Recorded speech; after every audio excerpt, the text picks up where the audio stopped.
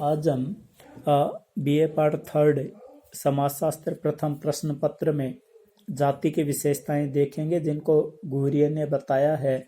उसमें इन्होंने जो पहली विशेषता जाति की बताई है वो है समाज का खंडात्मक विभाजन। इसका मतलब यह होता है कि जाति अपने सदस्यों को या समाज को आपस में खंडों में या टुकड़ों में बांट देती है और इनमें मतलब क्या है कि एक व्यक्ति की वफादारी पूरी जाति तक नहीं होकर के अपनी ही उपजाति या अपने खंड तक सीमित होती है। तो ये क्या है, समाज को एक तरीके से खंडों या टुकड़ों में सेगमेंट्स में बांटती है। दूसरा संस्तरण। संस्तरण का अर्थ होता है ऊंच नीच या उतार चढ़ाव। इसका मतलब यह है कि जो जाति व्यवस्था है ना, उसमें इसका रूप एक तरीके से पिरामिड के रूप में पाया जाता है, या जैसे एक मस्जिद होती है, नीचे से उसका आधार ऊंचा होता है, ऊपर से एक तरीके से वो एक गुंबज के रूप में या सकरा होता है।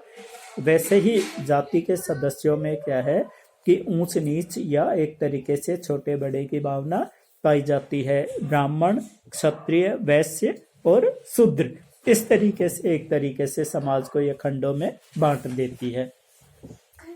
तीसरा है भोजन तथा सामाजिक सहवास पर प्रतिबंध।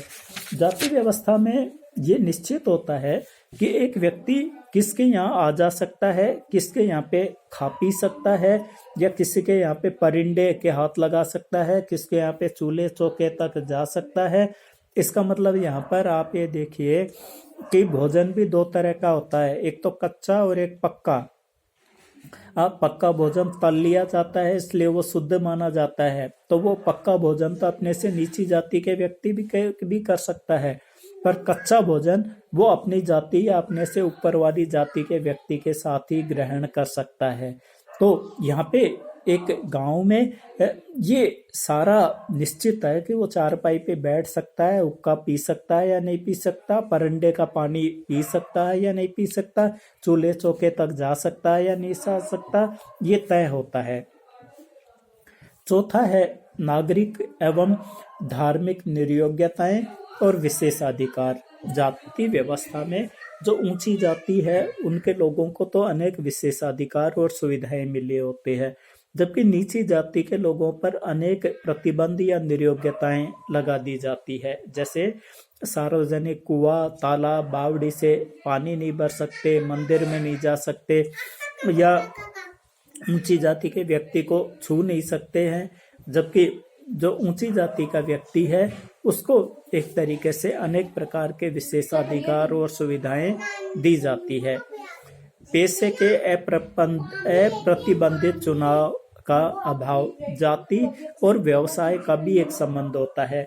इसका मतलब यह है कि एक व्यक्ति अपने व्यवसाय में अगर चमड़े या जैसे पाखाना साफ करने का या झाड़ू लगाने का काम करता है तो उसको नीचा स्थान दिया गया, और एक व्यक्ति अगर पूजा पाठ का काम करता है, मंत्र बोलने का या एक तरीके से पूजा पाठ का काम करता है, उसको ऊंचा स्थान दिया गया। तो इसका मतलब यह है कि जाति में परंपरागत व्यवसाय का नियम होता है और उसके सदस्यों को उसको अपनाना होता है। एक व्यक्ति अपने मर्जी से अपना परंपरागत व्यवसाय छोड़ करके दूसरा व्यवसाय नहीं अपना सकता। अगला है विवाह संबंधी प्रतिबंध। जाति में अंतः विवाह का नियम होता है, वो अपनी ही जाति में अपनी ही उपजाति में विवाह कर सकता है, उसके बाहर जाकर के वो विवाह नहीं कर सकता।